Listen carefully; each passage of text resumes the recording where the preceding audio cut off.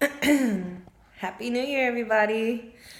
Happy, beautiful New Year, the year 2020. Oh my gosh, 2020. Um, Hi, you guys. You haven't seen my face in like a month. This is Journey Journal Entry 11. Um, I first want to start off by saying I really hope and pray that this year gives you the greatest out of life and pushes you to want more out of life. Great health, prosperity, love, and abundance in everything that you do. Um, I I haven't done a journey journal in a month. The last time I did a journey journal, I did part one and part two of my moving into my new apartment from temporary housing. Uh, Things kind of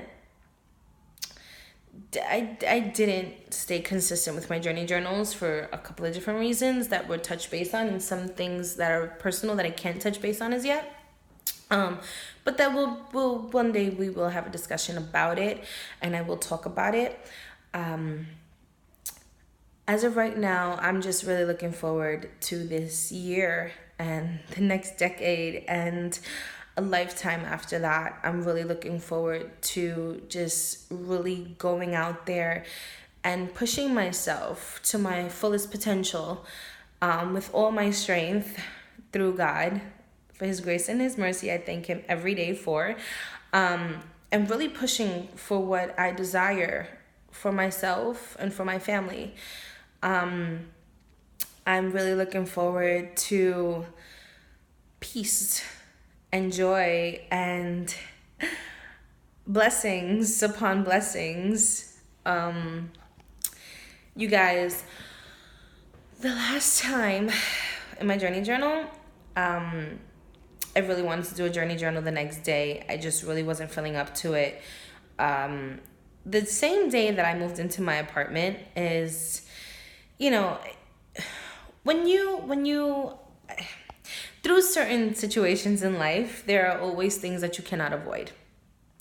Sometimes there's a lot of things negative that you cannot avoid, and it's no fault of your own.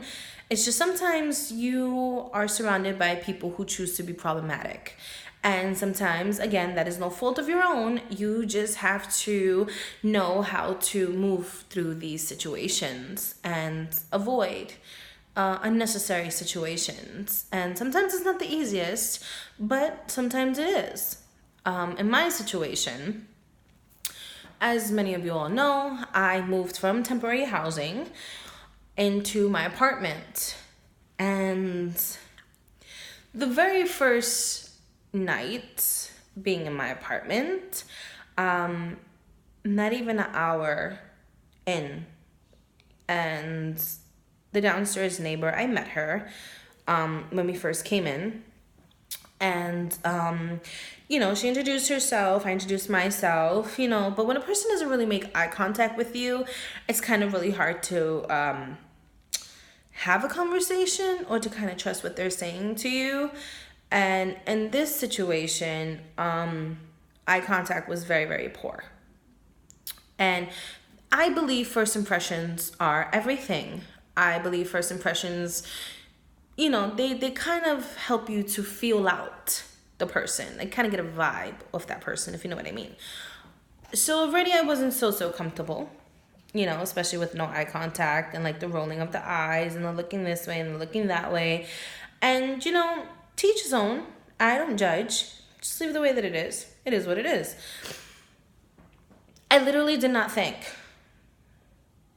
literally did not think I would have any issues. I'm just moving in. There shouldn't be an issue.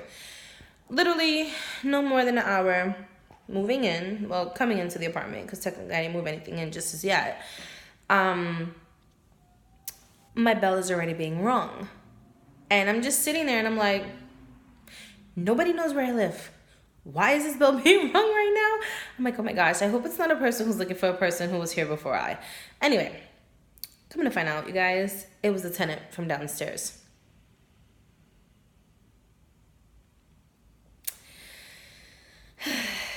And I'm just sitting here thinking, oh, you know, like maybe, you know, she wants to ask me a question or something, or have a conversation or something. No, that wasn't it. She wanted to complain. And the reason why she was complaining is because she said there was too much noise being made. So, now, we're talking about an apartment that my children didn't see prior. We're talking about an apartment that my children were very excited to walk into. We're talking about an apartment that is empty. Completely empty. Anyway, it was a problem with her. We were making too much noise. Our footsteps were too loud and all this drama. And, you know, I just apologized for it. I kind of thought about it and I'm like, did she really just ring my bell? Did she really have something to say about footsteps? You know, but again, sometimes you have to know how to diffuse a situation before it becomes a situation. So I just went and I thought that's what I did.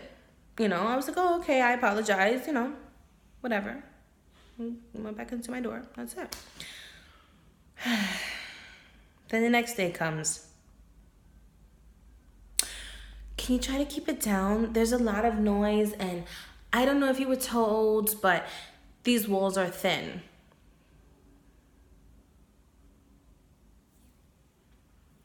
Okay. So, I know my rent is paid. I know your rent is paid. I'm not telling you how to live, nor am I complaining about the noise that you're making. So why is this consistent? So upon asking her, what exactly are you hearing? She couldn't really give me an explanation. So then you begin to wonder and ponder, which is what I did. And I'm just like, is this a personal thing? Did she just look at me and just think automatically, oh, I don't like her?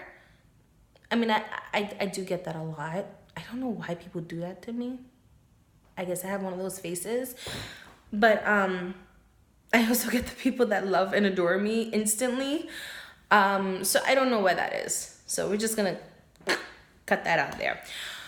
So anyway, so that's why I'm like, is this a personal thing now? So again, I didn't want to read too much into my thoughts because I'm like, oh no, maybe it's not. Maybe she's just really sensitive. You know what I mean? And take consideration, which I did. I always do to anybody.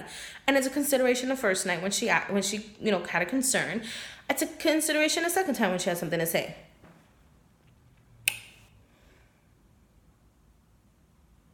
But when is too much too much? When do you sit there and really put your foot down and say, you know what? Now you're becoming a problem. I don't ring your bell. I don't disturb your peace. I don't sit here and constantly tell you how much I'm hearing your business and your screamings and your stompings and whatever you're doing downstairs. I don't say that. So do you just live or do you say something?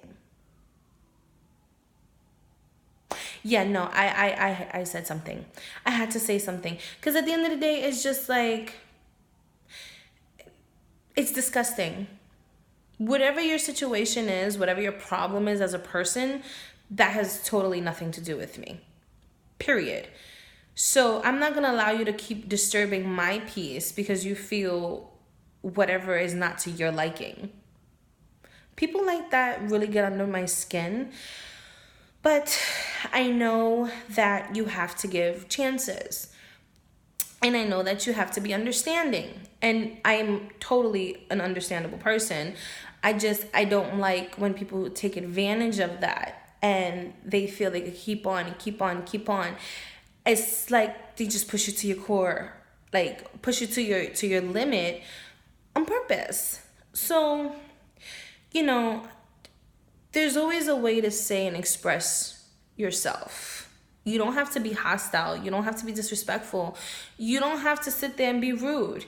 Now, if you give respect, you give respect, you give respect, and the person is still coming out nasty and disrespectful and making up lies and all this, then you have to put your foot down and let it be known who you are. Because sometimes being the calm and collective person sometimes can only get you but so far. Let's be honest. There are plenty of people out there who will try and try and try and try a patient, kind person until they push that person to their limit, and then all of a sudden, oh, see, I told you, and it's like, no, that's not the case.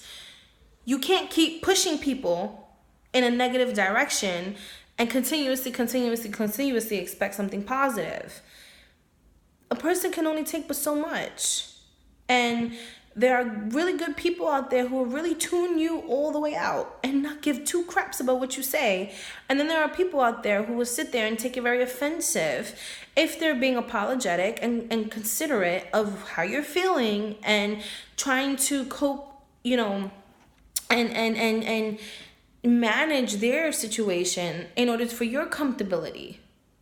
But then you can't abuse that. You can't take advantage of that. You can't keep sitting there going after that person when that person is doing absolutely nothing to you. Period. So, I, for one, do not like holding grudges. Don't get me wrong, I can hold one, but I don't like to. I really don't. I really, really don't. I feel if it can be talked out and discussed, then get it done. I feel if people look at you and they have this perception of you already just by the look of you, then you know what? You don't have nothing to prove to nobody. That's what you feel. That's what you think. Keep on with your life and keep thinking it, because at the end of the day, you're not affecting my life, period. I've been lied on. I've been disrespected behind my back by those whom I hold close and dear to my heart. I've been put in situations where he say, she say. I've been put in a lot of scenarios that had absolutely jack diddly to do with me, period. But always had to find myself proving myself when it's like, wait a minute, I didn't do or say any of that stuff. Like, I don't know why people feel it's okay to lie on other people and to sit there and diminish them as a person to another person. And I don't know, it makes them feel good about themselves. But the only person you're fooling is yourself, because you know the truth. So if you want to sit there and lie on somebody, then look in the mirror and lie on yourself. Period. You're going to sit there and lie on an innocent soul for what reason? To amplify yourself? Oh yeah, look, I said this about this person. I said that about that person. Oh, it makes me feel so good. You look stupid. You look really, really stupid. Because at the end of the day, whatever's done in the dark always comes to the light, no matter the situation. So no matter how much you're sitting there downing a person, disrespecting a person, lying on a person, it's going to come back to you 10 times harder, because karma, it exists. And God does not like ugly. So you may think you're getting away with it, but you'll only be getting away with it for a temporary time. So how about you stop telling lies? Start doing the right thing. Start owning up to your problems and start owning up to the mistakes you've made, and just do right. Do better by yourself. Do it for you. Anyway, that's my little rant about that. I just don't like when people go fabricating stories and some way, somehow it makes them feel good about themselves. I don't like dealing with people like that. And as I've said, I've been lied on so much. People that I don't even know personally lied on me. People that I've known personally and had a really close relationship with, literally lying on me to make themselves feel better and look better. All coming to a situation that had totally nothing to do with me.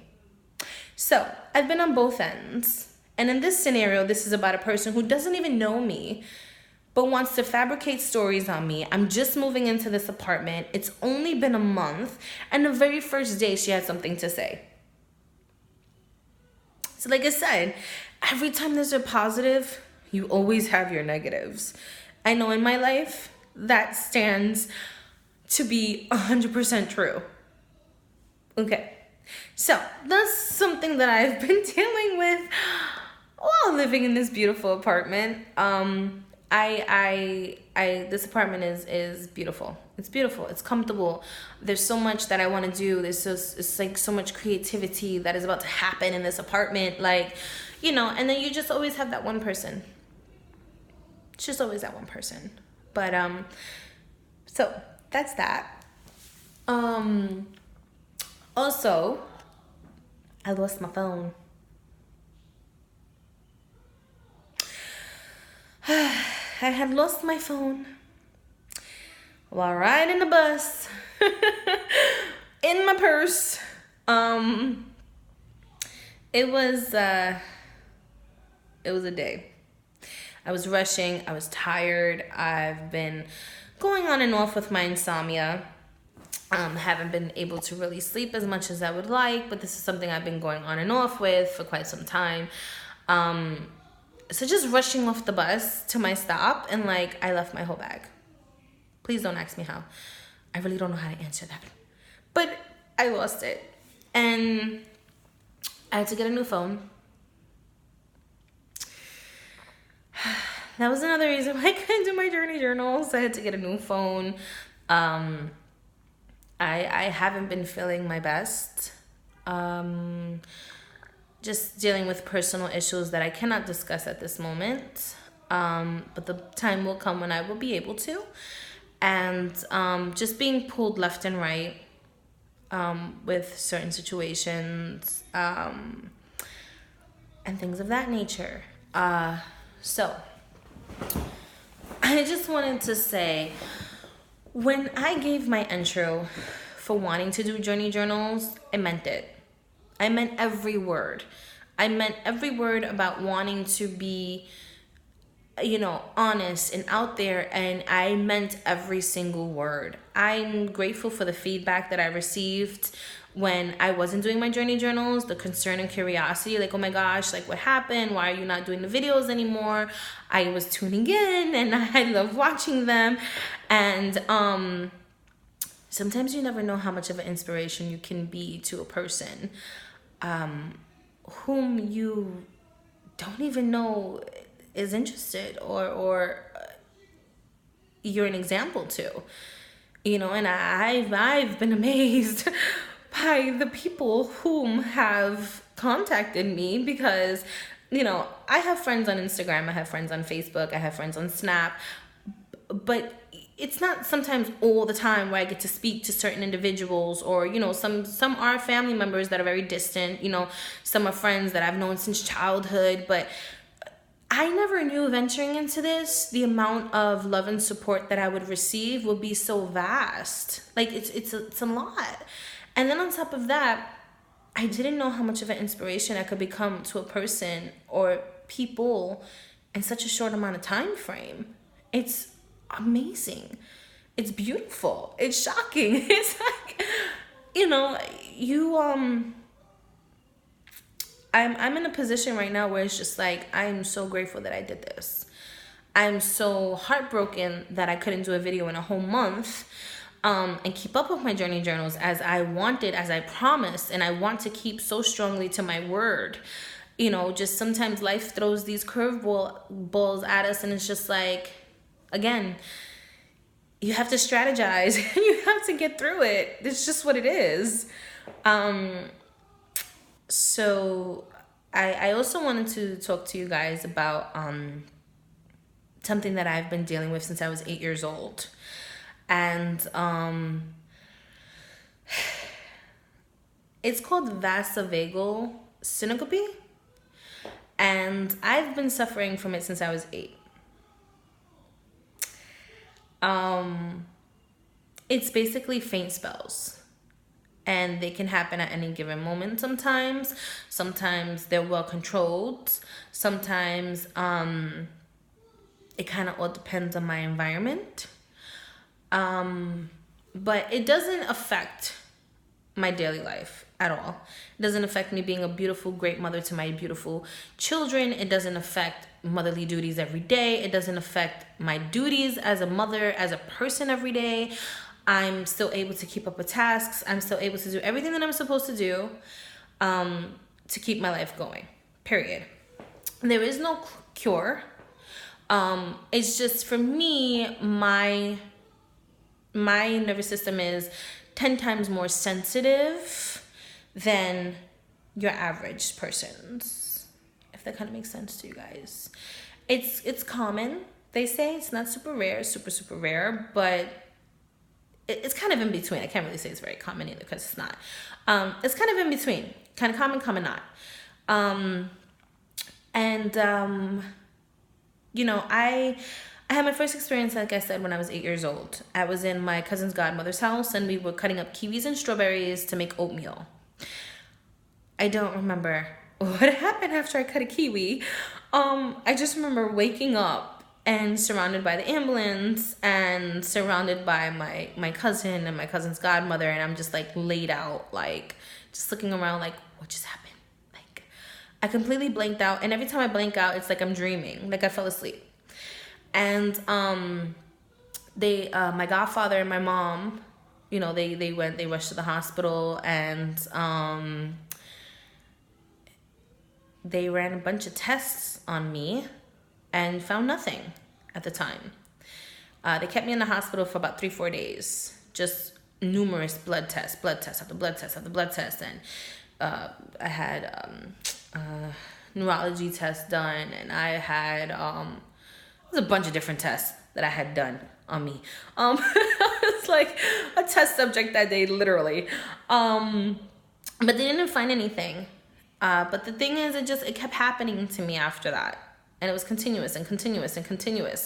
And I remember this one time I was with my children's father, and I was pregnant with my oldest son.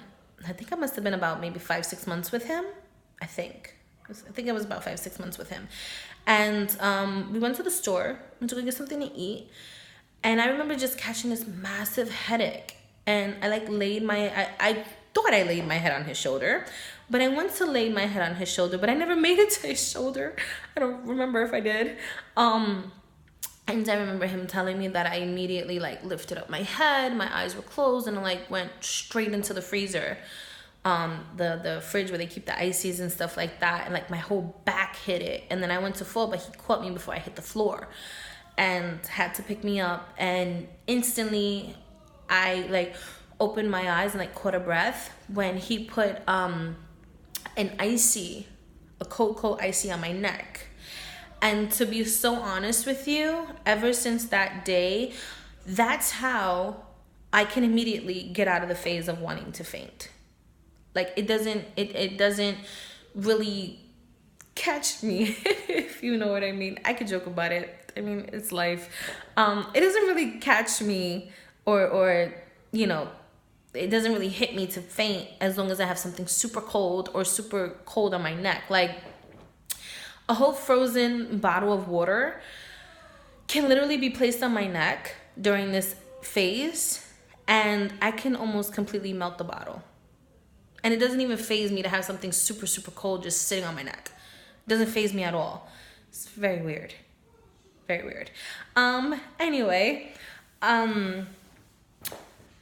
I was recently diagnosed officially with vasovagal syncope, because I did want to push to get more tests done to see what is really happening to my body, or why do I go through this other than what they told me when I was 8 years old. So sometimes, unfortunately, I can't really catch it. And sometimes, unfortunately, I do intend to faint. Now, on my birthday, December 23rd, I'm 32 years old. 32! I'm 32 years old. So on my birthday, I wanted to go out. I wanted to have a great time. Like, I wanted to do things. Unfortunately, my body really wasn't feeling up to it. And I wanted to just rest. I just wanted to rest. That's how I wanted my birthday to go. I just wanted to rest. And I didn't know what was around the corner for me on Christmas morning. I didn't know at all what was around the corner for me on Christmas morning. And the next day, Christmas Eve, my love came and he took me to my favorite bakery, and we got a cake, and we got some cookies and some pastries, and you know, we went to the movies. It was beautiful. I loved it. It was everything. Come Christmas Day,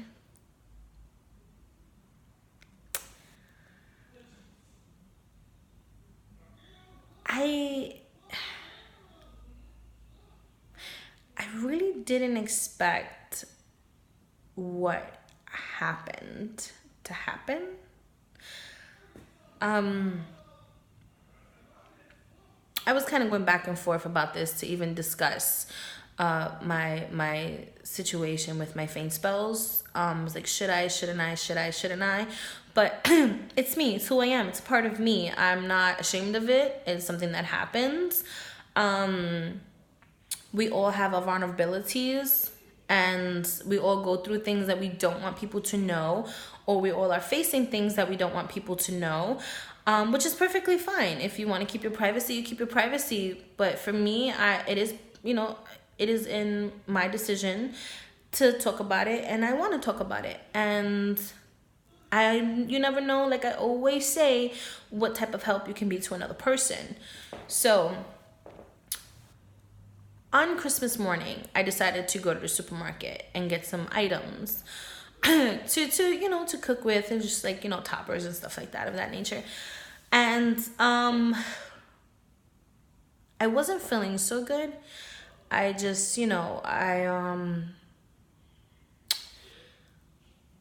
I woke up with a headache. Not so much of a headache, not super headache. I just woke up like kind of with like a lot of slight pressure in my head, and a little dizziness. I ate, I drank perfectly fine, went out, got a few items, did not expect to black out in a supermarket. Didn't expect it. I didn't expect it at all. But sometimes things happen that are totally out of your control. And in this scenario, this was totally out of my control. I tried to grab the coldest thing that I seen before falling out to kind of like put it to my neck real fast, but I didn't get it in time. And I shut down and I blacked out. And I had hit my head on an iron piece that was by the register. And I hit my head first, and then I hit the floor. And I was lucky that day. There was a nurse that was actually on the line right behind me, and immediately when she told me when I woke up, she immediately came to my aid. Like, as soon as she seen the whole situation happen, the weird thing about it is my eyes were open through the situation. So I kind of probably look like a crazy person, just hitting my head or something. But once they seen what the situation was, she like immediately ran to my aid. The ambulance was immediately called. So I'm very grateful for the employees at that market for actually being so swift with my situation and really, really working fast with my situation. It was scary. It was very scary. Some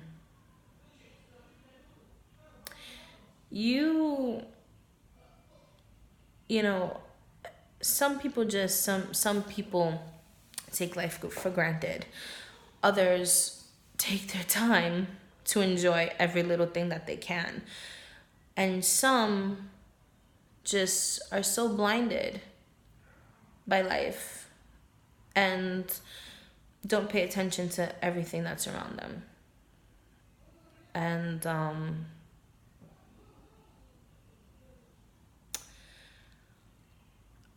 I want to take my time. I want to start taking my time more than what I've done before. I have a lot on my plate. I have my beautiful children to tend to, and to be a great mother and a great role model to them. And sometimes when life throws you different scenarios, like I said, you have to analyze and strategize how you're gonna get through it.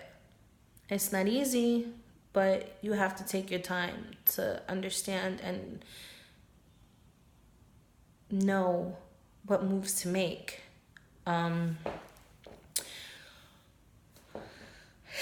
This was scary for me because it didn't feel like I fainted. I was dreaming, and I just remember dreaming. I just remember just everything black, but just like I was sleeping. And I've never felt it so vivid. And that was the scary part. Being knocked out unconscious is not a pretty thing. It is very, very scary. When you go to faint, your whole body just shuts down on you, and it's scary. It's scary. And for me to shut down like that in a supermarket was the most scariest experience of my life. Ever in my life. Upon that, I was with my children. And as a mother, as a parent in general, you don't want your children to ever fear losing you. You don't want to ever put them in a position to make them feel like something happened to you or is happening to you. Because you just want to do your best to be there to protect them every single day of their lives. I mean, that's what we all hope and wish for, that we can do our job until they're old enough to maintain and take care of themselves. And we all have this idea, and we all hope and love for this idea to be that we will be called home once we feel and officially know that our job as a parent is fulfilled and our babies will be well taken care of. That was the biggest fear for me that day. Not knowing that I fainted and my children were there and I'm the only one that was with them at that moment. But I was just so grateful for the employees of that supermarket that rushed immediately. They kept all my children close. You know, they were, you know, so helpful. The customers there, everybody was just, it was just a sight to see. It was slightly embarrassing because I'm like knocked out on the floor, but you know, things happen. But there were people there who were so helpful, and literally they didn't judge. It was just everyone was concerned. It wasn't even like, oh, what happened? It was just like, oh my gosh, do this, do that. Like, and I can hear things happening from a distance, but I couldn't really focus on it. And when I opened my eyes, my kids did have tears in their eyes. You could see the fear on their faces, but you can also see comfort. And I was just so grateful for that. So grateful to see the relief in their faces once I got up on the floor. Once I got up on the floor, the relief in their faces was just so priceless. And I did start crying, and I cried because knowing that I just completely blacked out in front of my kids. Like, and I'm the only one there. And to have all these strangers just come out, customers just come out and just focus all their attention, just drop what they're doing, move aside from whom they're with, push their carts to the side and just tend to my kids immediately was miraculous. It was a beautiful sight. I'm so grateful. I don't know these people's names, and I wish to God I would have got all their names because, oh my gosh, I'm just so grateful for them.